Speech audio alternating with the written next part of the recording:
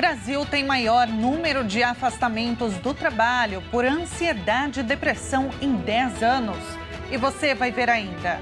Quase 500 mil de afastamentos foram registrados no ano passado. São Paulo, Rio de Janeiro e Minas Gerais lideram o ranking.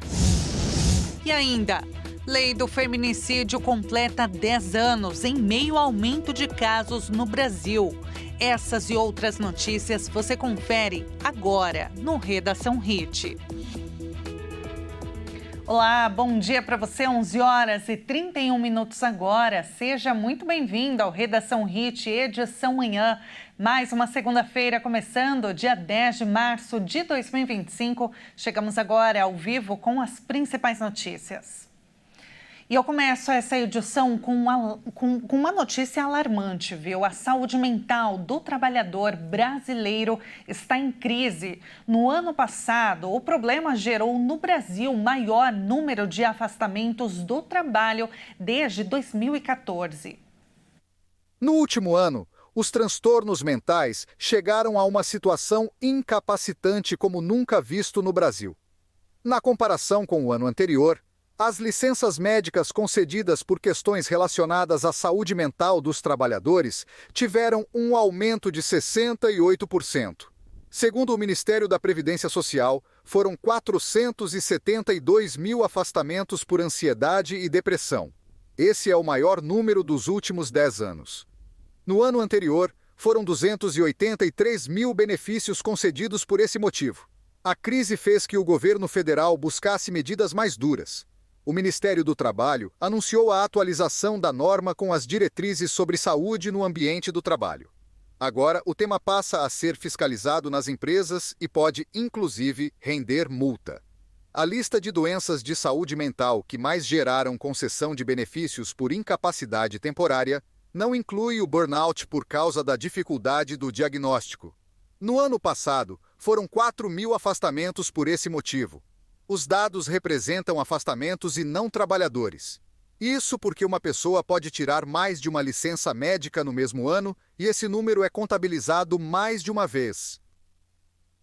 E olha, ainda sobre esse assunto, a partir do dia 26 de maio deste ano, as empresas brasileiras deverão incluir medidas para identificar e reduzir fatores que impactam a saúde mental dos trabalhadores, como o estresse, assédio moral e sobrecarga de trabalho. A exigência foi determinada pelo Ministério do Trabalho e Emprego a partir da atualização da norma regulamentadora número 1, a chamada NR1, que trata da saúde e segurança no trabalho. Vamos conversar mais sobre esse assunto agora com a advogada especialista em direito do trabalho, Adriana Faria. Doutora Adriana, bom dia para você, seja muito bem-vinda. Bom dia a todos, muito obrigada pela oportunidade, principalmente para falar de um assunto de suma importância. Pois é, que afeta todos nós trabalhadores, né, doutora? E aí eu queria perguntar o seguinte para você. Pela nova lei, o quanto o ambiente corporativo pode interferir na saúde mental do trabalhador? Qual é a responsabilidade da empresa, para que fique bem claro para a gente? Olha, a empresa, ela tem extrema responsabilidade, tendo em vista o que está acontecendo hoje a nível mundial, né? Que é devido ao estresse, o excesso de trabalho, após a pandemia, devido ao número de mortes também, as pessoas acabaram se sensibilizando mais. Então, com isso, teve esse aumento muito alto nas filas do INSS para requerer o benefício de auxílio-doença, ou auxílio por qualquer afastamento médico, auxílio acidente, e com isso cresceu o número de benefícios concedidos por conta do excesso de trabalho.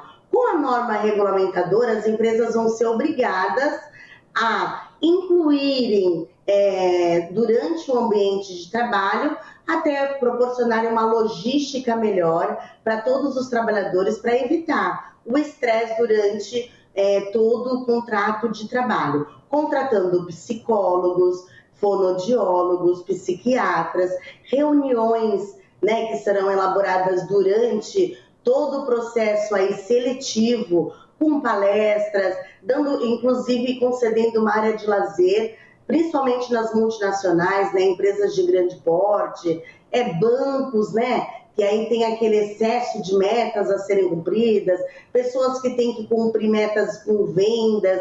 Então, essas empresas vão ter que se adaptar a essa norma regulamentadora para poder inserir aí durante o contrato de trabalho a leveza no ambiente para que evite, né, o estresse e o excesso, o acúmulo de funções. Doutora, essas normas com inserção, por exemplo, de psicólogos, de atendimentos especializados, como você bem informou aqui, elas servem para todas as empresas, independentemente do número de funcionários ou não? Exatamente. A norma regulamentadora é para todas as empresas a nível nacional. Caso a empresa não adote esse sistema a partir de maio, o próprio funcionário pode fazer uma denúncia junto ao Ministério do Trabalho, para que o Ministério do Trabalho avalie toda a situação durante o contrato de trabalho, para evitar o estresse excessivo, né? E ainda, caso a empresa, mesmo após a norma regulamentadora, independente do número de funcionários, ela vai ter que se readequar e se reorganizar para poder atender a saúde mental de todos os trabalhadores. O não cumprimento dessas diretrizes cabe multa, doutora? Olha, cabe sim, vai ser avaliado aí de acordo com a denúncia. O Ministério do Trabalho vai comparecer na empresa, fazer um estudo psicológico, né? E até um estudo mais severo, tendo em vista o excesso de trabalhos mentais. Tudo isso vai depender da própria denúncia de cada funcionário. E aí, com isso, o Ministério do Trabalho, com certeza, vai aplicar uma multa em caso de descumprimento por qualquer empresa, seja ela qualquer número de funcionário, junto a essa norma regulamentadora. No caso, se o funcionário quiser reportar para o seu líder, enfim, que ele está passando por alguma situação que coloca a saúde mental dele em risco, imediatamente o líder, enfim, ele deve agir juntamente dentro dessas normas? Então, o funcionário, ele pode reportar, ele não precisa esperar que um psicólogo dentro da empresa passe isso adiante. O funcionário pode, então, buscar essa ajuda? Pode sim, como a própria empresa pode indicar e colocar à disposição esses profissionais da área da saúde, seja ele um psicólogo, um psiquiatra, um médico especializado, para poder estar cuidando da saúde mental, da saúde física desse funcionário, antes que ocorra o pior. A própria empresa pode disponibilizar esses tratamentos, como também, caso o funcionário se sinta inseguro com aquele médico, pode procurar um médico particular, um especialista adequado. A empresa também terá uma opção de considerar as férias para esse funcionário. Caso ele já tenha um período de férias, pode conceder essas férias por 30 dias, e aí para dar um descanso mental, ou então recolocá-lo em outro ambiente de trabalho, mudando essa função dentro da empresa, né? Para se readequar, para saber se alivia esse estresse psicológico, esse estresse psiquiátrico, que às vezes nem vem do excesso de trabalho, às vezes vem de um problema de casa, uma separação indesejada, um filho que não está bem de saúde. Então, tudo isso desencadeia uma situação emocional que pode aí requerer futuramente para evitar até um benefício junto à Previdência Social, já que hoje tem mais de 500 mil pessoas aguardando a análise junto ao INSS para qualquer benefício que seja concedido de forma um auxílio-doença, um auxílio-acidente, um estresse, enfim. Então, para evitar tudo isso, o governo decidiu, através dessa norma regulamentadora, aliviar, né, o excesso aí de trabalho e pensar um pouco na vida emocional de todos os trabalhadores. Perfeito. Doutora, muito obrigada pelas informações, pela entrevista. Foi um prazer falar contigo, entender melhor agora sobre essa nova lei. Muito obrigada, foi um prazer. Até uma próxima. Muito obrigada, um bom dia a todos. Um ótimo dia para você. Nós acabamos de falar com a advogada especialista em direito do trabalho, Adriana Faria. E olha, a gente ainda fala sobre esse assunto porque o dado alarmante aponta um aumento no número de afastamentos do trabalho por ansiedade e depressão. E nós fomos às ruas para ouvir o relato da população sobre esse tema. Vamos acompanhar. Como está a sua saúde mental? Como você define a qualidade emocional da sua vida? Imagine você que, segundo o Ministério da Previdência Social, em 2024, quase 500 mil de trabalhadores precisaram se afastar do trabalho por diversas doenças de saúde mental. De acordo com os dados do INSS, 64% dos afastamentos são de mulheres, com idade média de 41 anos. São vários fatores sociais que influenciam: a sobrecarga de trabalho, a menor remuneração, a responsabilidade do cuidado familiar e a violência. Entre os estados que mais sofrem com a doença estão Minas Gerais, Rio de Janeiro e aqui, São Paulo. Você já sentiu em algum momento sua saúde mental afetada por causa do serviço? A cobrança. E aí, chega um momento que você não aguenta, porque é muita sobrecarga, você tem que entregar ali, senão é difícil. Um pouco de estresse, né? Saúde mental, eu faço terapia, eu faço um tratamento já, uma prevenção já, por conta disso. Você já sentiu a sua saúde mental afetada no trabalho? Bastante. Ultimamente aí tá todo mundo sobrecarregado, né? Então, para dormir, dar trabalho, é bem complicado. Porque você se sente pressionado, quer resultado, né? O patrão quer resultado imediato e você acaba adquirindo uma ansiedade, que é o mal do século, né? Mal do século mesmo, viu? Mas o que causa esse número recorde de afastamento, gente? Qual o impacto no dia a dia do trabalhador e no mercado de trabalho? Eu convido agora para conversar conosco ao vivo a psicanalista Elisandra Souza. Elisandra, bom dia para você, bem-vinda ao jornalismo da Hit TV. Bom dia, pessoal. Prazer estar aqui com vocês. Elisandra, o prazer é todo nosso. Olha, como a gente acompanhou, foram registrados quase 500 mil de afastamentos do trabalho no ano passado aqui no Brasil. O que explica esse número recorde? Primeiro, o excesso de trabalho que a gente não percebe. No pós-pandemia, a gente começou a ter uma caracterização de trabalho que era muito diferente do que a gente tinha antigamente, né? Eu saio de casa, eu vou até o meu trabalho, eu tenho um horário fixo para isso. Só que agora esse excesso se tornou meio que alma da própria pessoa. Então a pessoa nem percebe que ela está trabalhando às vezes 24 horas por dia. Ela está sempre ali, rodeada nas suas tecnologias ou numa rede social, ou em qualquer outra coisa que faz com que ela não se desligue do trabalho.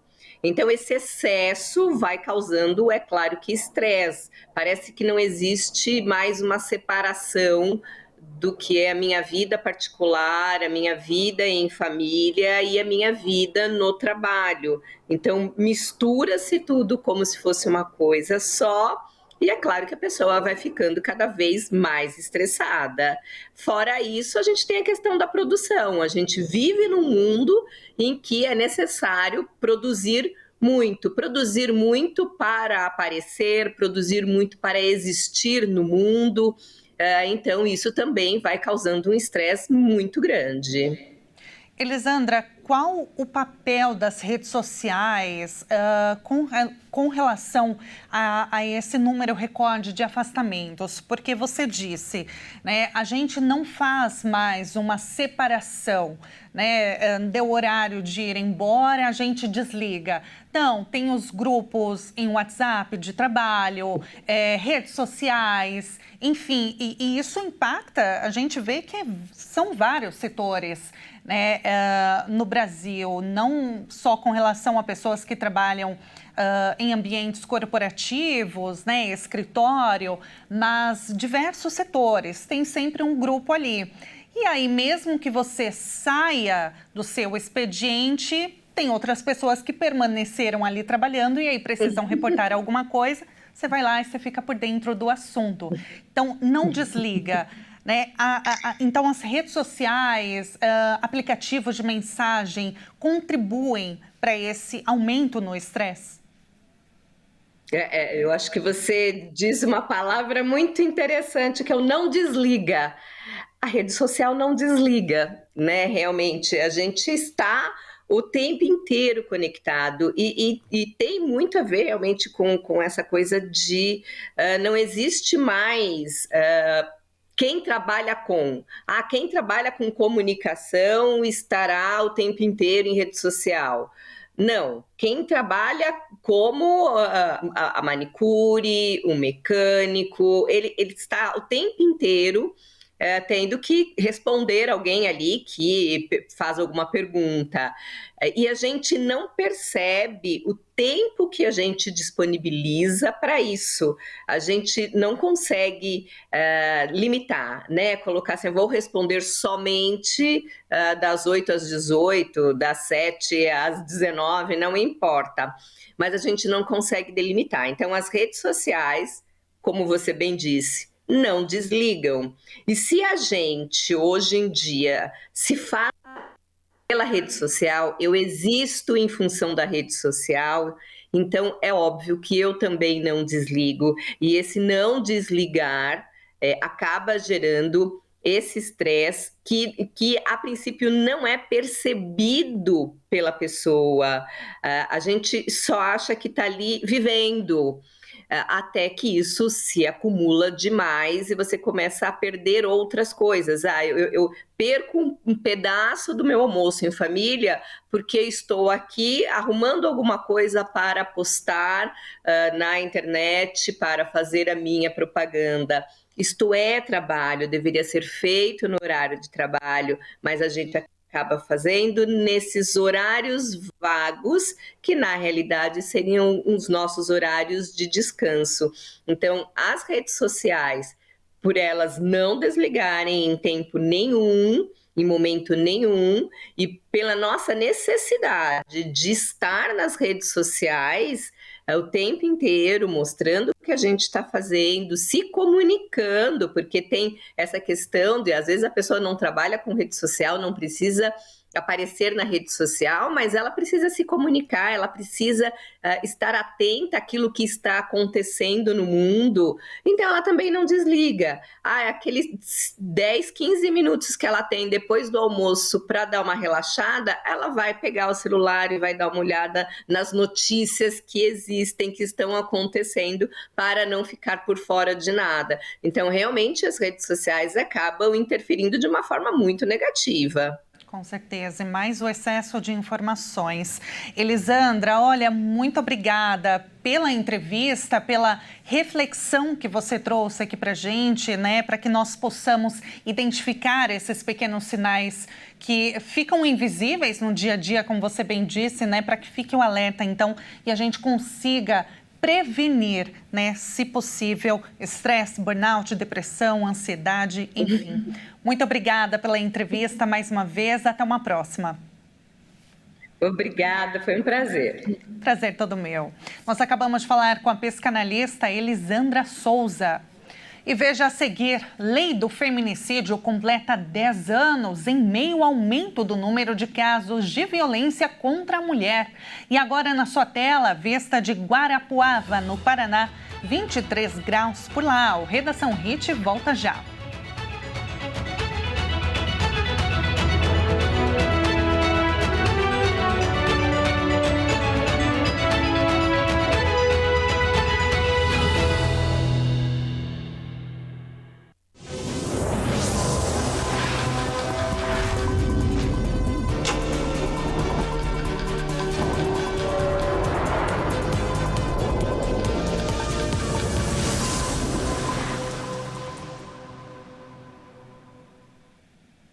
11h52, o Redação Hit está de volta. A Receita Federal deve divulgar nesta semana as regras do Imposto de Renda 2025. A previsão é de que a entrega das declarações comece na próxima segunda-feira. A expectativa é que a Secretaria da Receita Federal divulgue as regras para a declaração de Imposto de Renda de 2025, ano base 2024, nesta quarta-feira. Neste ano, o prazo de envio da declaração do Imposto de Renda deve ser de 17 de março até o dia 30 de maio. Esse é um período parecido ao do ano passado que, segundo o Fisco, passou a ser padrão. Os contribuintes que buscarem receber as restituições do Imposto de Renda mais rapidamente já podem começar a reunir os documentos necessários para o preenchimento da Declaração de Ajuste Anual. No ano passado, a Receita Federal recebeu 42.400.000 declarações dentro do prazo legal de entrega. Quem perde o prazo está sujeito a uma multa mínima de R$ 165. Quem entrega a declaração no início do prazo, sem erros ou omissões, costuma ser beneficiado nos primeiros lotes de restituição do imposto de renda, respeitando as prioridades. Nesta tarde, o presidente Lula dará posse a 2 novos ministros em seu governo. Alexandre Padilha assume o Ministério da Saúde, enquanto Gleice Hoffmann será empossada como ministra da Secretaria de Relações Institucionais da Presidência da República. A cerimônia será no Palácio do Planalto e deve contar com a presença de representantes do Executivo e Legislativo. E olha, a lei do feminicídio completa 10 anos. Mesmo assim, o cenário da violência contra mulheres no Brasil segue alarmante. Apesar da lei que pune o crime de feminicídio estar em vigor há uma década, em 2024, São Paulo bateu um recorde histórico no número de crimes contra as mulheres. No total, foram registrados 253 casos de feminicídio no estado paulista, enquanto no interior foram 160 casos, ou seja, 63% dos crimes. A lei do feminicídio foi sancionada em 9 de março de 2015, quando o assassinato de mulheres motivado por questões de gênero passou a ser tipificado como crime hediondo. Segundo o Fórum de Segurança Pública, em quase 70% dos casos de violência contra a mulher, os agressores são os próprios parceiros ou ex-parceiros. Os atuais companheiros somam 40% dos agressores, e ex-companheiros vêm na sequência, somando 26% dos responsáveis por agressões a mulheres no Brasil. Esse número praticamente dobrou em relação a 2017, primeiro ano da pesquisa realizada pelo Fórum. Naquele ano, parceiros e ex-parceiros eram autores de 36% dos casos, e 57% das vítimas foram agredidas dentro da própria casa, revelando que o lar não é um ambiente seguro. E agora, mudando um pouco de assunto para trazer um pouquinho mais de leveza para o jornal antes de encerrar, vamos conhecer agora a segunda maior cidade de St. Croix, nas Ilhas Virgens Americanas. Localizada no extremo oeste, Frederikstad é a segunda maior cidade de St. Croix. A cidade mantém seu design original de 7 ruas por 7 ruas, com edifícios históricos e uma orla recém-renovada e colorida que atrai navios de cruzeiro e visitantes de todo o mundo. E vamos então com uma câmera ao vivo de lá. Vamos abrir a tela agora para ver um pouquinho. Por lá agora são 10 horas e 56 minutos e 28 graus. A temperatura, aliás. Você confere agora na imagem a praia da Bahia Branca, muito famosa pela areia branca, claro, e o mar bem calmo, ideal para nadar, praticar stand-up e mergulho com snorkel. Com essas imagens lindas, a gente encerra a edição de hoje. Muito obrigada pela sua companhia, uma ótima semana para você e até mais.